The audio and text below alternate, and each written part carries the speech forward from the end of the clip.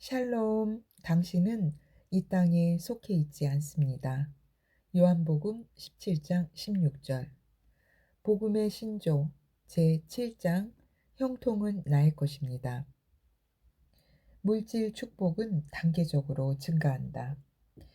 물질 축복에도 물론 일시적으로 나타나는 은사적인 축복이 있지만 항상 이것만 기대할 수는 없습니다. 결국 물질 분야의 축복 또한 다른 분야와 마찬가지로 우리의 믿음의 수준에 따라 단계적으로 증가하게 됩니다. 하나님께서는 항상 주기를 원하십니다.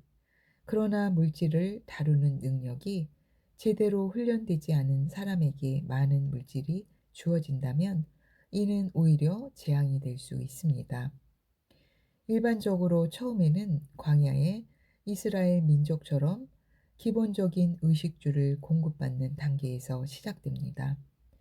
부모가 자녀를 먹이고 입히는 것이 당연하듯이 하나님 안에서 우리의 기본적인 생활이 해결되는 것은 사실 자연스러운 일입니다. 그러나 이는 말 그대로 기본적인 공급으로서 본인이 사는 데는 크게 문제가 없겠지만 남에게 베풀고 심기에는 제한이 있습니다. 저의 경우도 삶의 기본적인 필요를 공급하시는 하나님, 아버지에 대한 계시가 가장 먼저 열렸습니다. 부엌에 이미 엄마가 준비해 놓으신 음식이 다 있는데도 방 안에만 가만히 앉아서 밥 달라고 떼쓰는 것과 같이 하나님께서는 저에게 필요한 것들을 이미 다 마련해 놓으셨는데 저는 그저 앉아서 달라고 기도만 하고 있었던 것입니다. 그러한 사실을 발견하고 말씀을 붙잡자 삶에서 최소한의 공급은 모두 채워지기 시작했습니다. 그전에는 수중에 있는 돈의 양에 비추어 의사를 결정했다면 그 후부터는 먼저 하나님의 뜻을 묻고 그에 따라 방향을 정하니 필요한 돈도 정확하게 따라오는 것을 체험하게 되었습니다. 그러나 어느 시기가 되니 다음 단계로 올라가야 한다는 것을 알게 되었습니다. 흔히 믿음의 근육을 단련시킨다 라는 표현을 합니다. 무게 운동을 할 때 처음에는 가벼운 아령으로 시작하지만 어느 순간이 되면 그것이 더는 운동 효과를 내지 못하는 것을 느끼게 됩니다. 그때는 다음 단계로 무게를 올려야 할 때입니다. 영적인 영역에서 믿음을 발휘하는 것도 마찬가지입니다. 처음에는 도전적으로 여겨졌던 문제가 일상화되고 쉬워지고 나면 이제는 다음 단계로 믿음의 수준을 확장해야 할 때임을 영적으로 자연스럽게 알게 됩니다. 그럴 때 재정 분야의 믿음을 확장하는 방법은 여러 가지가 있습니다. 지금까지 얼마의 헌금을 들여왔는데 더 늘려야 할 때라는 감동에 따라 하나님께 더 많이 드릴 수도 있습니다. 또는 개인적인 필요를 채워야 할 상황에서 믿음을 발휘해야겠다는 감동을 따라 도전할 수도 있을 것입니다. 어떤 형태든 중요한 것은 그것이 영의 감동에 따른 믿음의 표현이어야 한다는 점입니다.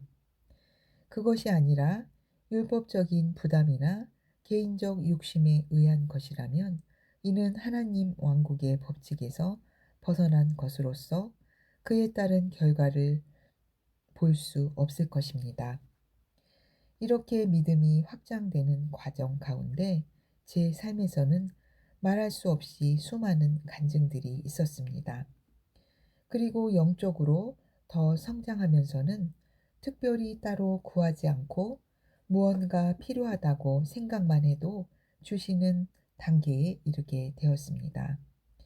물론 제가 개인적인 욕심을 따라 불필요한 소비를 하려고 했다면 그런 일은 일어나지 않았을 것입니다. 한 예로 저희 사역이 확장되면서 목사님과 제가 자가용 한 대로 움직이기에는 효율성이 떨어지기 시작한 시점이 있었습니다. 그때 지금쯤은 차가 한 대 더 있어서 각자 움직이면 더 많은 일을 할 수 있겠다라는 생각을 했는데 일주일 정도 후에 자동차를 헌물하고 싶다는 성도님의 전화를 받은 일이 있었습니다. 하나님께서 사람을 통하여 정확하게 일하신 것입니다. 그러나 만약 제가 목회자 부부가 따로 차를 가지고 다니는 것은 청빈하지 않고 성도들에게도 덕이 안 돼 사역의 효과는 좀 떨어지더라도 그냥 참자라고 생각했다면 하나님께서도 도우실 수 없으셨을 것입니다. 왜냐하면 믿음은 내가 가진 생각의 틀 안에서 발휘되며 하나님께서는 그 믿음에 반응하시는 분이기 때문입니다. 그러나 말씀에 비추어 전통적인 사고를 새롭게 하고 바른 중심으로 자신의 필요를 구한다면 하나님께서는 그것을 채워주지 않을 이유가 없습니다. 저는 이 외에도 비슷한 경험을 여러 번 하면서 개인적인 삶에서 부족함이 전혀 없는 상태를 오랫동안 누려왔습니다. 그런데 어느 날 성령님께서 저에게 새로운 깨달음을 주셨습니다. 단지 개인적인 풍요를 누리는 지금의 수준에 만족하고 머무르는 것이 사실은 이기적인 태도라는 것이었습니다. 세상에서 직접 돈을 버는 사업가가 아닌 사역자로서 하나님의 공급 가운데 부족함 없이 사는 것에 감사했고 또한 제 수준에서 하나님 나라에 심는 것도 게을리 하지 않았기 때문에 재정 분야에서 믿음을 더 확장하지 않고 지금 수준에 머물러 있는 것이 이기적이기까지 하다는 말씀은 저에게 큰 충격이었습니다.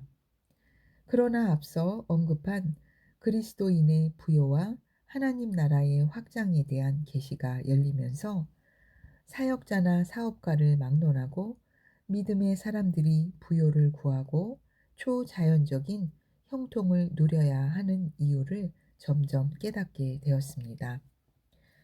이 땅에서 하나님 나라의 일을 하기 위해서는 실제적으로 많은 물질이 필요합니다. 그럴 때 믿는 자들이 부요하다면 그 일에 제한이 없이 심고 얼마나 많은 열매를 거둘 수 있겠습니까? 또한 심령의 감동에 즉시 반응할 수 있는 성숙한 사람이 많은 물질을 가진다면 그를 통해 얼마나 많은 사람들이 하나님의 축복을 경험하겠습니까? 선한 일에 기꺼이 드릴 수 있는 사람이 더 많은 물질을 갖는 것이 하나님 왕국에 유익한 일입니다. 그러므로 담대하게 구하십시오. 나는 그동안 하나님의 축복을 많이 받았고 이만하면 만족한다면서 지금까지 훈련해온 영적 역량을 더 개발하지 않고 그 수준에 머물러 있는 것이야말로 하나님의 눈에는 참으로 이기적인 태도입니다. 선한 욕심을 가지십시오. 어떤 분야든지 우리의 성장에는 끝이 없습니다. 하나님을 제한하지 말고 끝없는 확장을 기대하십시오. 다만 암을 고치는 믿음이 갑자기 생기기는 어렵듯이 재정 분야에서도 하루아침에 거액에 대한 믿음을 발휘하기는 어렵습니다. 중요한 것은 방법이 아니라 원리이며 더 중요한 것은 원리 가운데 일하시는 하나님의 역사입니다. 다른 사람의 간증을 듣고 섣불리 방법만 따라가기보다 말씀과 믿음의 원리 가운데 영으로 기능하는 것을 훈련하다 보면 하나님께서는 정확한 시기에 당신에게 맞는 다음 단계로 인도하여 주실 것입니다. 다시 한번 강조하지만 우리가 추구하는 재정적 형통의 궁극적인 방향은 나의 필요 충족을 넘어 다른 사람의 삶을 세우고 하나님 나라를 확장하는 데 이르는 것입니다. 하나님께서는 당신을 재정적으로 크게 높이시기 전에 반드시 당신의 중심을 점검하고 확인하실 것입니다. 복음의 신조 제7장 형통은 나의 것입니다에서 물질 축복은 단계적으로 증가한다에 대해 알아보았습니다. 할렐루야, 나는 하나님 아들의 왕국에 속해 있고 그 안에 살고 있기 때문에 삶 가운데 항상 승리합니다. 예수님의 이름으로 축복합니다. 아멘.